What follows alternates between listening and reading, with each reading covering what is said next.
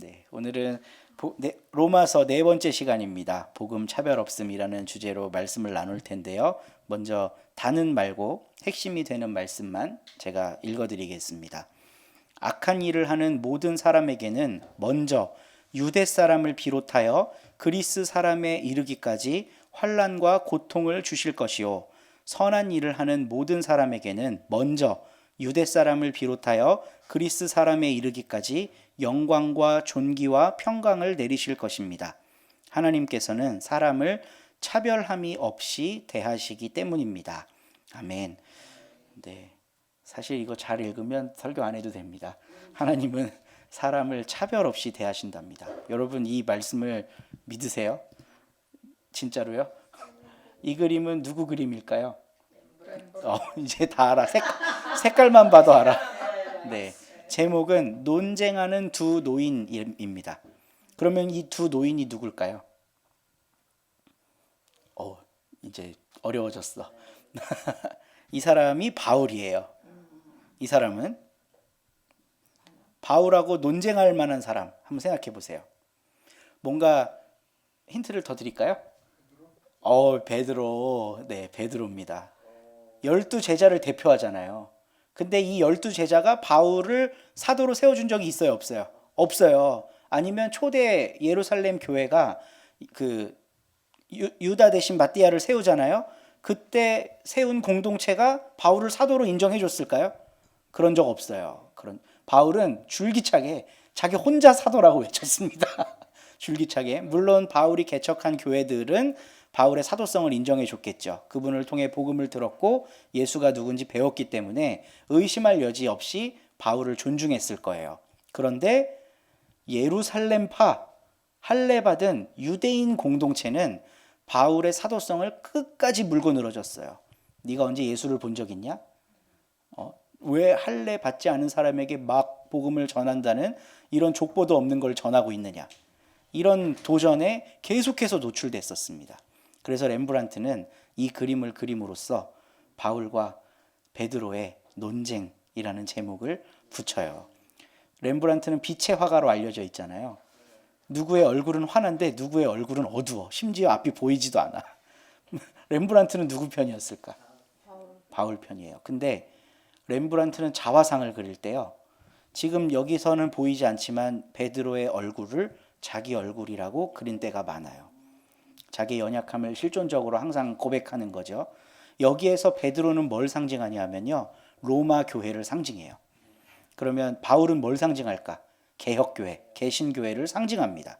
렘브란트는 1600년대 사람이기 때문에 종교개혁의 후예거든요. 그리고 까라바조라고 하는 유명한 화가를 아주 존경하는데 이제 그런 정신들을 이어받아서 개혁교회의 신앙이란 무엇인가를 자기의 그림에 많이 표현을 해냅니다. 그럼 바울은 개혁교회의 상징, 베드로는 가톨릭의 상징. 왜 베드로가 가톨릭의 상징이었을까요? 초대 교황이에요, 베드로가. 1대 교황. 그리고 예수님이 그 신앙 고백하니까 예쁘다고 천국 열쇠 쥐어주잖아요. 그러니까 베드로에게는 이 땅과 하늘의 모든 문제들을 열고 잠글 수 있는 권한이 있다는 게 아주 오래된 교회의 전통이에요. 그리고 가톨릭 교회는 그거를 떠받들고 있고 베드로의 제자로 이어져 내려오는 교황의 권위를 말씀의 권위만큼 올려놨습니다. 실제로는 말씀을 선택하는 권한이 교황한테 있었어요. 그러니까 어떤 의미에서는 실제적인 상황 속에서는 교황의 권위가 가장 높은 거였죠. 그러니까 그런 권위와 비권위의 논쟁을 그림에다 담은 거예요. 바울이 지금 성경에 손가락을 짚고 야 이게 맞는 거 아니야? 하고 얘기하고 있는 것처럼 보이죠. 베드로는 그건 난 모르겠고 민동주 어린이 이거 어디서 많이 들어본 거죠? 네, 그건 난 모르겠고 난 열쇠 받았다니까 이러고 있는 것 같은 그런 논쟁의 모습입니다. 이런 모습은 오늘날도 현재 진행형이에요. 개혁교회라고 하면서 개혁의 대상이 돼 있다는 걸 절대 인정하지 않죠. 우리는 개혁교회고 우리가 맞다니까 이러고 있는 거예요. 근데 누군가가 손가락을 짚어서 말씀에 이렇게 나와 있잖아. 그건 난 모르겠고 이렇게 되는 거죠. 네, 복습해 보겠습니다. 로마의 교회가 세워진 게 바울에겐 신박했어요. 다 쫓겨났던 유대인들 그들 없이도 이방인들이 교회를 세웠습니다. 그래서 바울은 야, 얘네 정도면 괜찮겠다. 선교 기금 받을 수 있겠다 싶어서 선교 후원과 관련된 나 스페인 선교사로 파송해줘 하는 내용을 담아서 말미에 그런 내용을 기록하죠. 그들이 믿음을 선택한 이유는 로마의 체제의 부당함을 몸소 겪었기 때문에 거기에서 편승해 살아갈 수도 있었지만 그게 옳지 않다고 하나님이 주신 양심에 따라 로마 황제가 아닌 비참하게 죽은 예수를 선택한 거죠. 그러니까 지금도 로마가 영토를 확장하기 위해 수많은 민족들을 멸절시키고 죽이고 노예화하는 이런 걸 동의할 수가 없는 겁니다. 로마에 있는 성도들은. 근데 마음은 처음에 그렇게 뜨거웠다가 삶이 펼쳐지면 금세 첫 마음이 식어버릴 수 있거든요.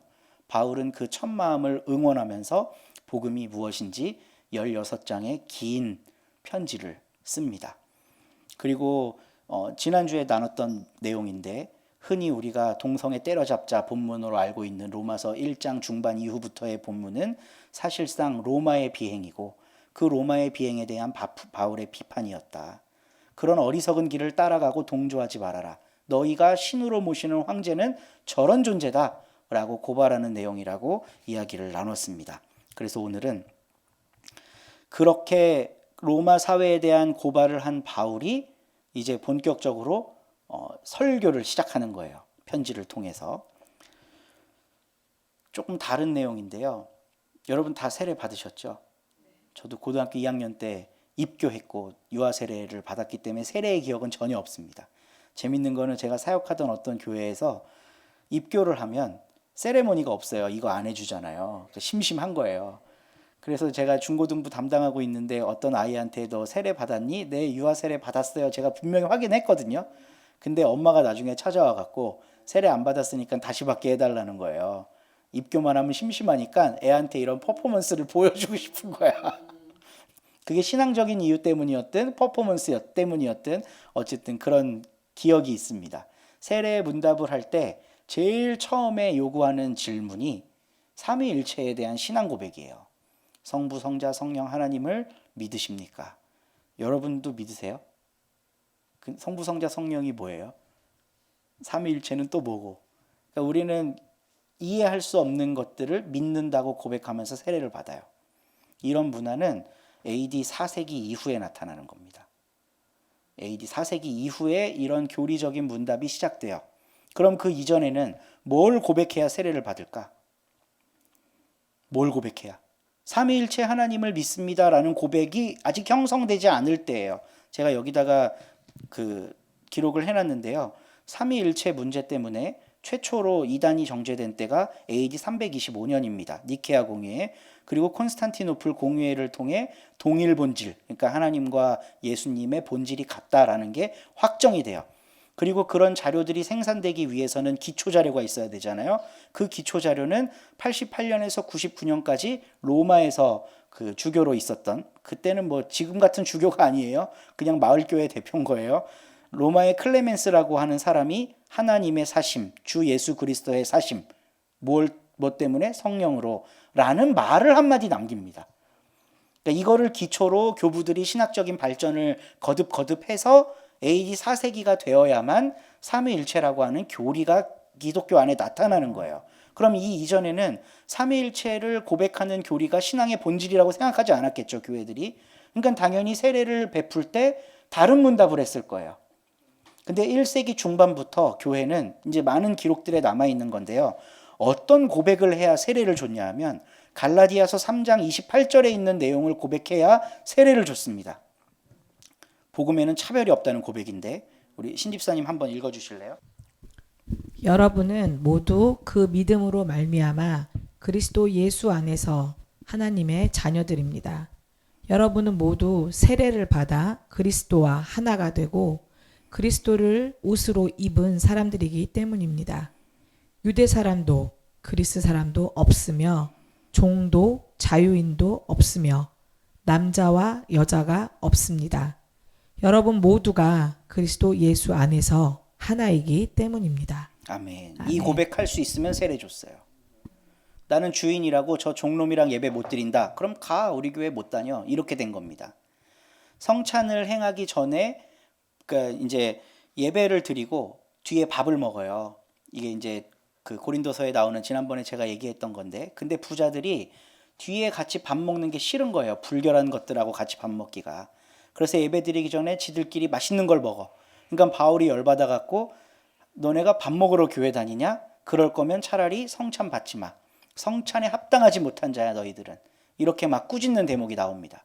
그러니까 차별의 문제가 교회 안에서 가장 중차대한 문제였어요. 이건 사도행전을 보면 바로 알 수 있는데요. 사도행전에 나오는 첫 교회가 첫 번째로 맞는 위기가 뭔 줄 아세요? 차별입니다. 헬라파 과부와 유대파 과부가 차별받는 거예요. 예루살렘이니까 유대인들은 아우 저기 누구 부인이라며 누구 애 엄마라며 이러면서 챙기는 거죠. 근데 그리스 쪽 배경을 가진 사람들은 이게 가문 연결이 없으니까 차별당한 거예요. 그러니까 초대교회는 어떤 선택을 해요? 차별받는 일을 해결하기 위해 7 집사를 세우죠. 그 7 집사의 이름이 유대인이 없습니다. 그러니까 이름이 다 헬라식, 뭐 본질은 유대인이었을지 몰라도 헬라식 이름으로만 소개가 돼요. 그러니까 교회의 지도자, 그러니까 유대인들 공동체가 헬라식 이름을 쓰는 사람들을 지도자로 세워준 거예요. 교회는 이런 결정을 하면서 커갔어요. 초대교회는 이런 위대한 결정을 했는데 차별받는 걸 해결하기 위한 결정들을 한 역사가 지금 성경에 엄청나게 많이 나오는데, 우리 저번에 말했던 사도행전 15장도 대표적인 예죠. 예루살렘 사도회의. 어떤 의미에서는 첫 교회의 공회라고 할 수 있습니다. 그 공회는 뭘 결정해요? 할례받지 않은 이방인에게도 복음 전할 수 있어. 가결해 주는 거예요. 그러니까 회의는 전도를 더 잘하기 위해 섬기는 기관인 거지, 성도들 위에 군림해서 뭐는 해도 되고 안 되고를 결정하는 게 회의의 본질이 아니라는 겁니다. 그러니까 초대교회는 첫 시작부터 차별을 철폐하는 것들만 결정해 왔어요. 야고보가 꼰대였기 때문에 뒤에 단서조항 달았다 그랬죠. 우상에게 바쳐진 거, 음행, 목매어 죽인 거, 핏째 먹는 거, 이건 하지는 않았으면 좋겠어요 라고 권고하는데, 바울은, 우리가 바울 서신서 공부를 지난번에 마쳤는데 서신서를 통해 보는 것처럼 음식은 상관이 있다 없다? 없다. 다 먹어라. 막 너무 거침없이 이야기를 해요. 아마 야고보가 그걸 알았으면 좀 화났을지도 몰라. 네. 그러니까 차별을 철폐하는 게 기독교 신앙의 본질이었습니다. 이 고백을 할 수 있어야 세례를 줬다는 거예요.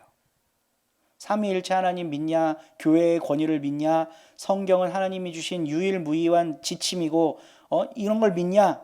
이런 질문은 초대교회에 없었습니다. 우리가 예수를 믿고 그분을 따라 살기로 작정한 사람들인데 높고 낮음 이제 없습니다. 예수님 안에선 모두가 똑같습니다. 남자도 여자도 없습니다. 이걸 2000년 전에 고백했다는 게 놀라운 거죠. 지금도 남녀 차별이 있는데 1990년대 전까지는 우리 교단에 여성이 안수를 받을 수가 없었어요. 감리교 최초의 여성 안수자 전 밀라라는 사람은 협성신학교를 졸업한 지 20년이 넘어서 목사 안수를 받습니다.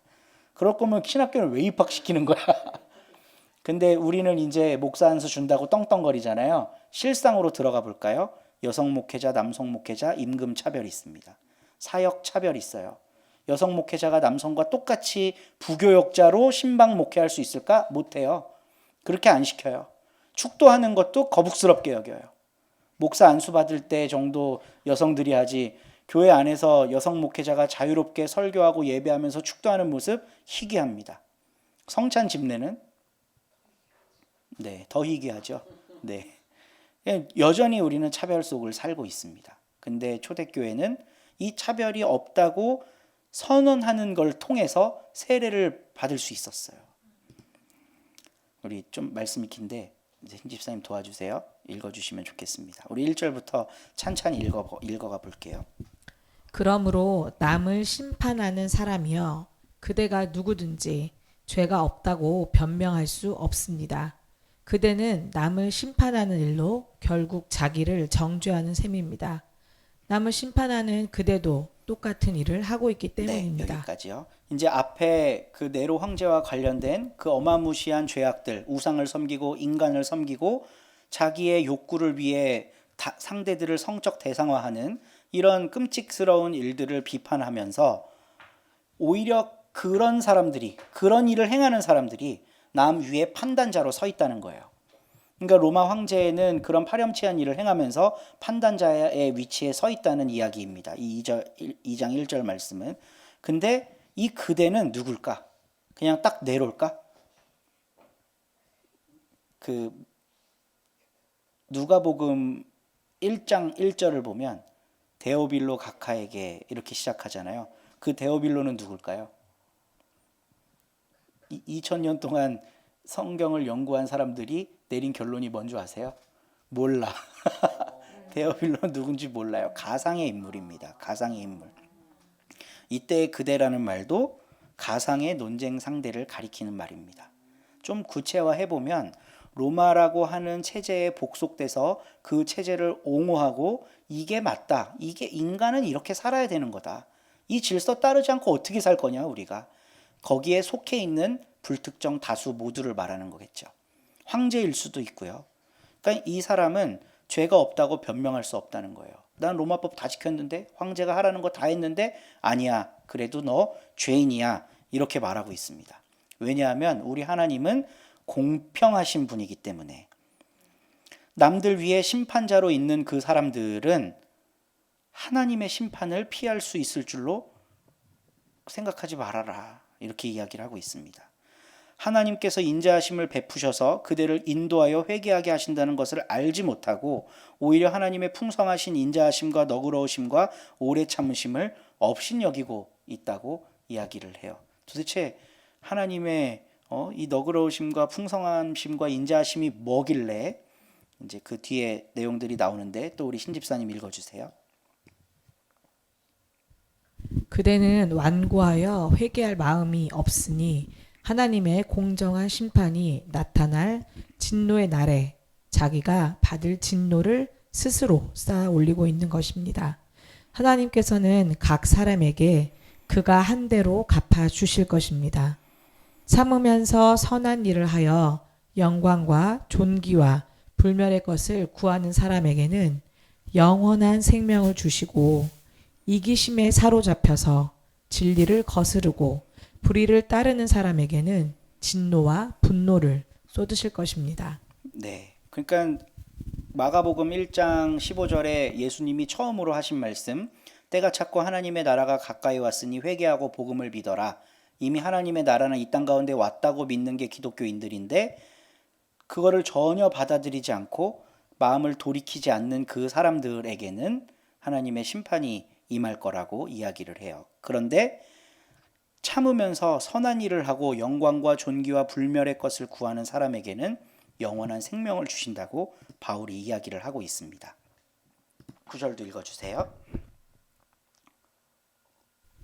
악한 일을 하는 모든 사람에게는 먼저 유대 사람을 비롯하여 그리스 사람에게 이르기까지 환난과 고통을 주실 것이요 선한 일을 하는 모든 사람에게는 먼저 유대 사람을 비롯하여 그리스 사람에게 이르기까지 영광과 존귀와 평강을 내리실 것입니다.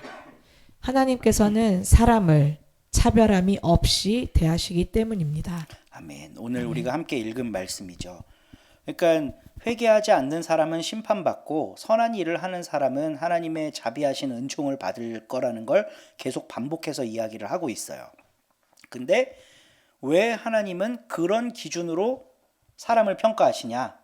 차별하지 않는 분이기 때문이라는 겁니다. 그러면 이때 당시의 사람들은 뭘 갖고 차별을 했을까요? 지금 바울은 어떤 차별을 얘기하고 있는 걸까? 이거는 로마 시민권자가 누리는 혜택과 그렇지 못한 사람들이 느끼는 삶의 고달픔을 얘기하는 게 아니에요. 이거는 율법하고 밀접한 연관이 있습니다. 바울은 지금 아주 의도적으로 이런 얘기를 끼워 넣어요. 유대 사람을 비롯하여 그리스 사람에게 이르기까지. 이걸 2번 반복하고 있죠. 그러니까 하나님은 유대 사람도 그리스 사람도 잘못하면 똑같이 벌 줄 거고 착하면 똑같이 상 줄 거다. 지금 이 얘기를 하는 거죠. 그러면서 차별 없음을 이야기하고 있어요.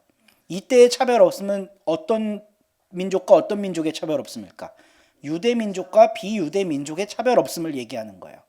갈라디아서 3장 28절에서 선언한 것과 똑같은 이야기를 지금 로마서에서 이야기하고 있는 겁니다.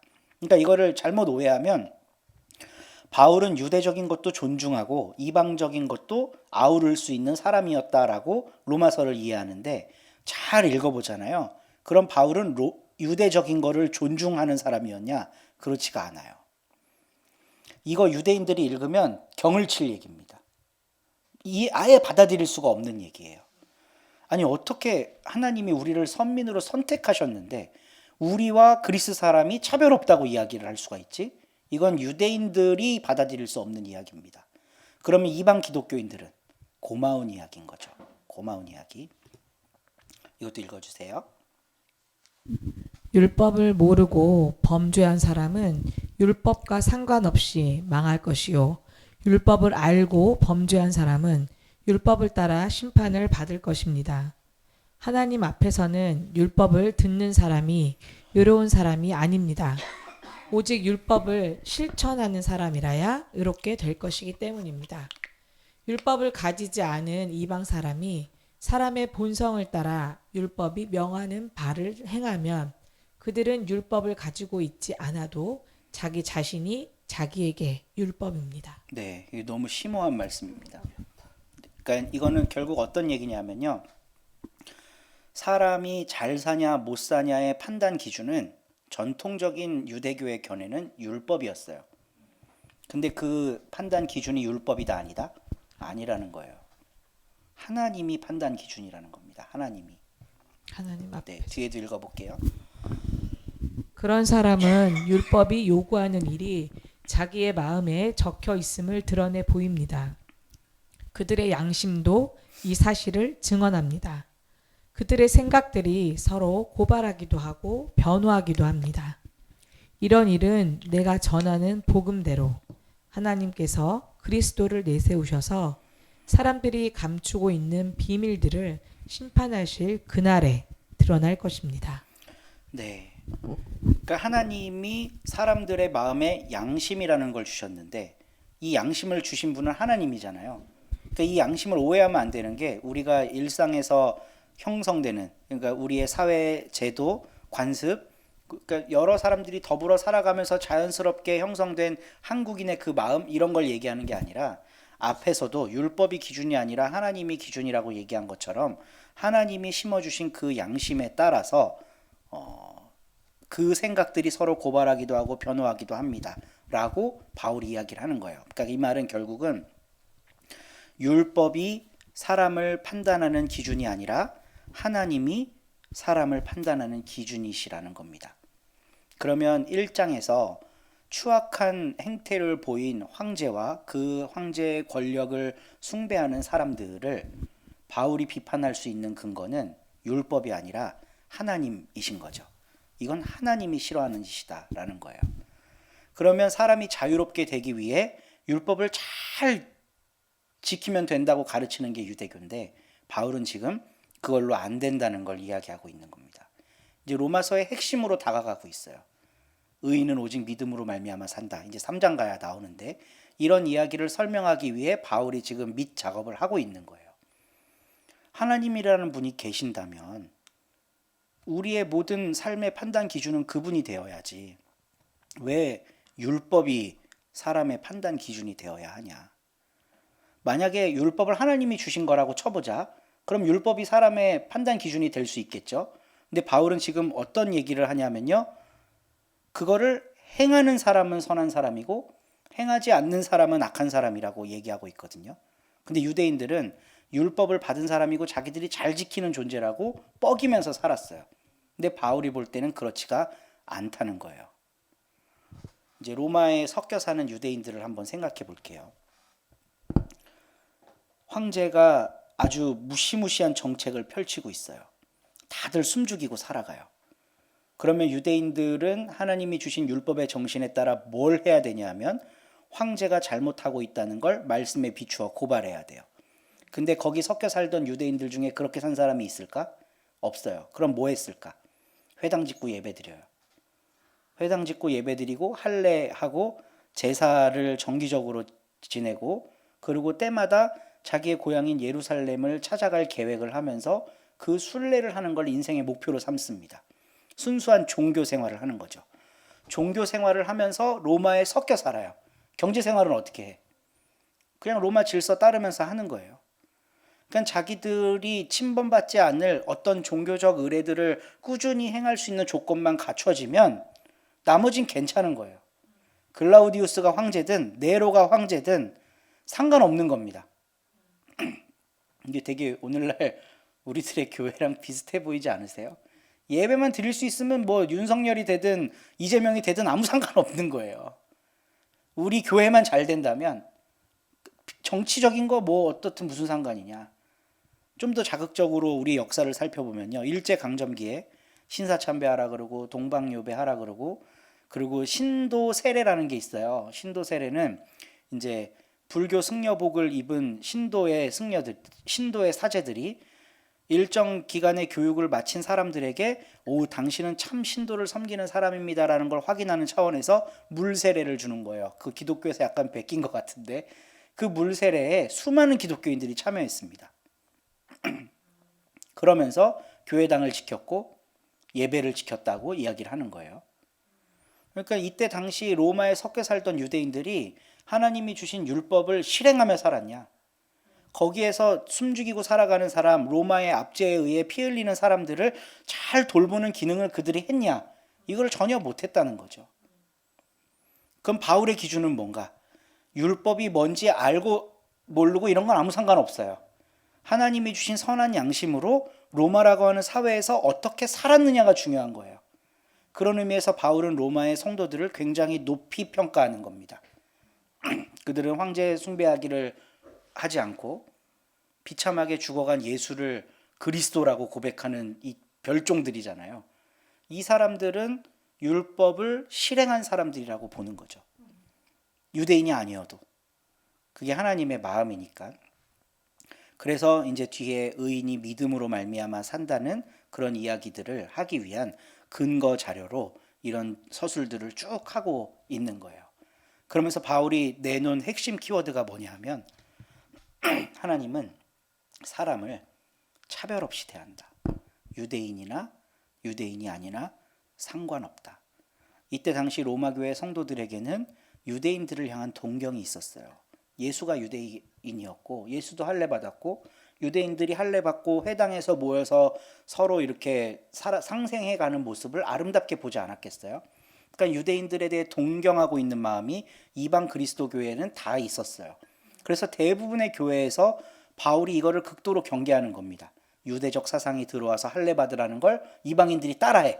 이거를 너무 경계하는 거예요. 하나님은 차별 없이 유대인이나 그리스인이나 로마인이나 차별 없이 대하시는데 왜 당신들이 유대인이 되려고 합니까? 이걸 지금 이야기를 하고 있는 겁니다. 차별 없는 우리 하나님을 함께 고백하기를 원합니다. 저는 이 말씀을 읽고 묵상하면서요. 오늘날 제도적 교회 공동체가 아닌 가나안을 선택한 많은 사람들을 생각하게 됐어요. 교회 안 나오면 좋은 신앙생활 하지 않는 거라는 게 교회 안에서의 논리죠. 근데 이런 말씀을 통해서 가나안 성도님들을 응원하고 싶어요. 하나님은 거기 나가 있어도 차별 없이 사랑을 베푸시는 분이라고. 어떤 일련의 제도적인 방식의 예배, 신앙생활, 교회의 규율 이런 걸 착실하게 따르는 것만이 우리의 신앙을 담보할 수 있는 게 아니라고.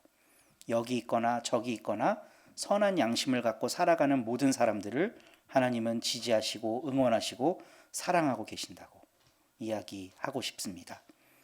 우리는 가나안 성도인가요? 아닌가요?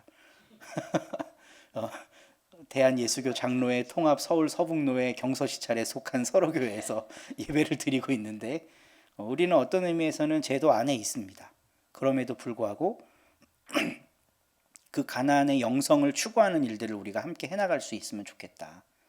이 밖에서도 일하고 계신 하나님을 왜 우리는 고백 못하냐. 근데 안에만 있으면 고백 못해요.